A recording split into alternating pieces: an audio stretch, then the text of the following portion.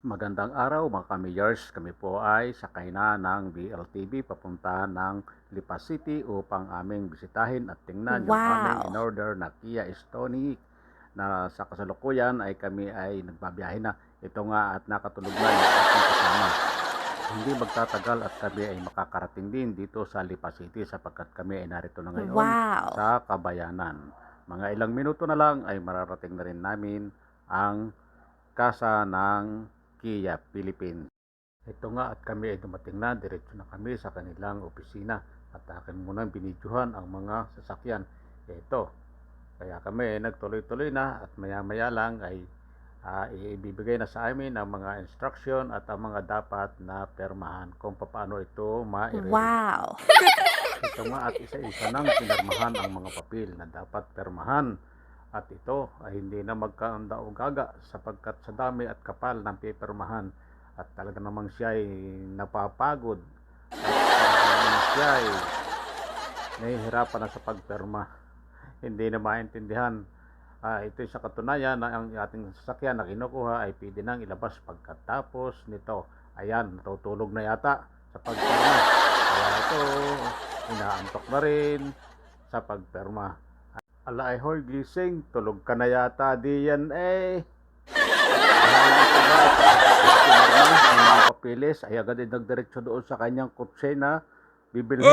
Ay talaga namang excited na siya. Aba, hindi niya nagpaalis ng pagod. At habang nakasakay siya, tinatanong niya yung ating agent at itinuturo naman sa kanya ang instruction kung paano ito i-start, kung paano ito gamitin. So, yan. Shout out, sir. Yan. Ito na. Aba, paanda rin na yata.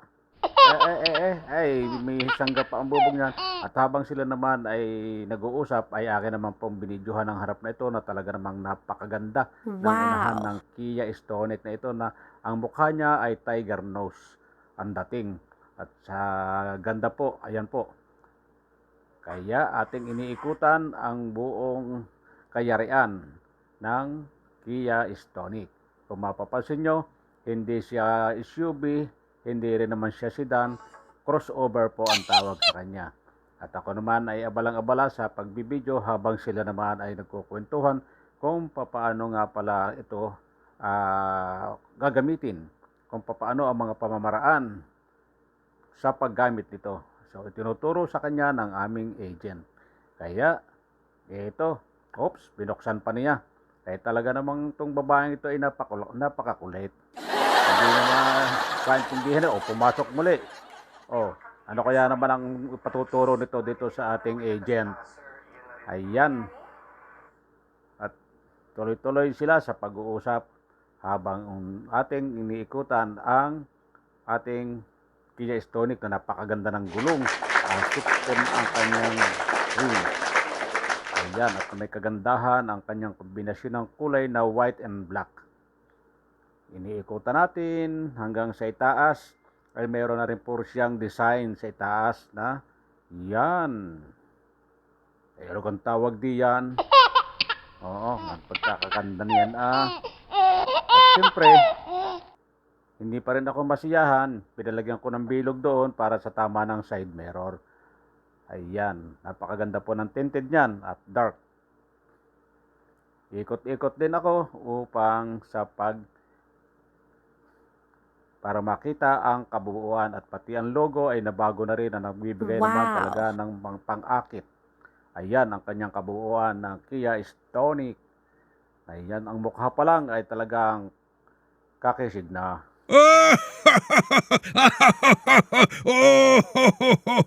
Yan ang ating Kia Stonic model 2023. Pero yan po ay hindi matic. Ang loob lang niyan ang halos lahat ay automatic. Yan Wow! po ay manual transmission. Ito at sila ay patuloy sa pagkukwentuhan at sa pagtatanungan kung paano ito gamitin. Kasi naninibago kami. Naninibago yung driver na babaeng yon.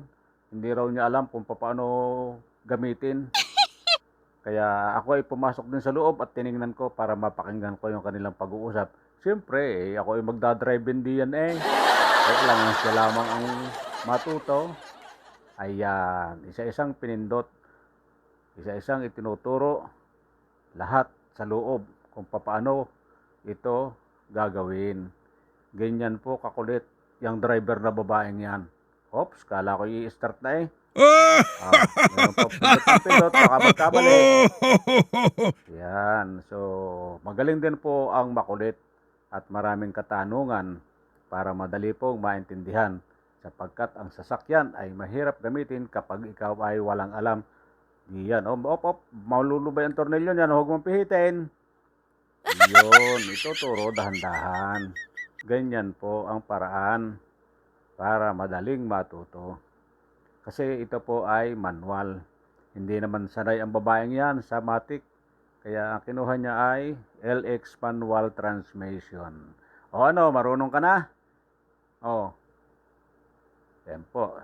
Si Sir, magaling magbigay ng instruksyon at magaling siyang mag-demo. Talaga namang idadrive na yata. Op. Dito naman po ako sa hulihan. Aking sinilip. Yan po ay 5-seaters. Napakaganda po ng likuran. Ano? Hindi yata nagkaintindihan. Yun. May tinatanong din siya kung ano daw yung naroon sa gilid na yon. So, yun po ay yung mga adjustment sa ilaw. Yan. At yung iba naman po ay mga adjustment din sa side mirror kung paano i-adjust. At yun po ay sa wiper. Ayan, mga kamayers. Unti-unti rin niyang natututuhan at pag natuto siya, idadrive na niya niyang paglabas. Wow! At sigurado, maiuwi na rin niya ang kanyang Kia Stonic Model 2023. O ano? Matagal pa kayo dyan? Start na. Siyempre, isa-isang itinuturo. Mahirap kasi kapag hindi tayo marunong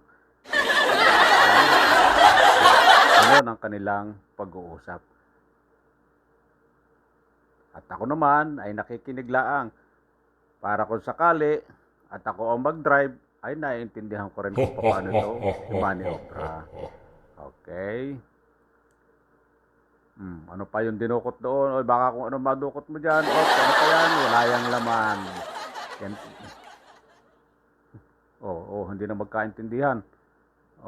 Yan. Yung isang yon ay yun ang sa hood para buksan ang makina. So mga kamiyers, may laki po ang pagkakaiba nito. Hindi po siya i-start kapag hindi tinapakan ang clutch. At ipinaliliwanag din yung ilaw na yan daw ay kapag na-traffic ka, yan daw yung umiilaw kahit hindi mo tapakan yung brake niya.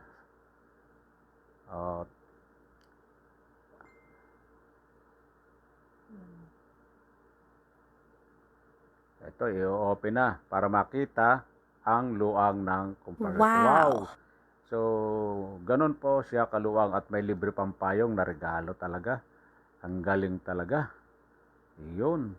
So, yung pong nasa ibabaw na yan ay pwedeng tanggalin at pwede rin ikabit kung gusto. Yan. Madali lang po yan. So, habang inaayos niya at tinatanggal, ay itinuturo din niya yung ating lagayan ng reserbang gulong at saka mga tools. So, talagang bago ilabas ang sasakyang ito ay kompleto, malinis. Sana all.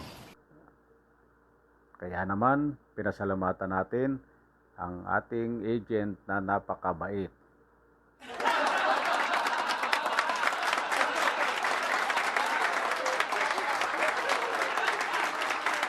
Tuwad-tuwa siya, may dala pang payong.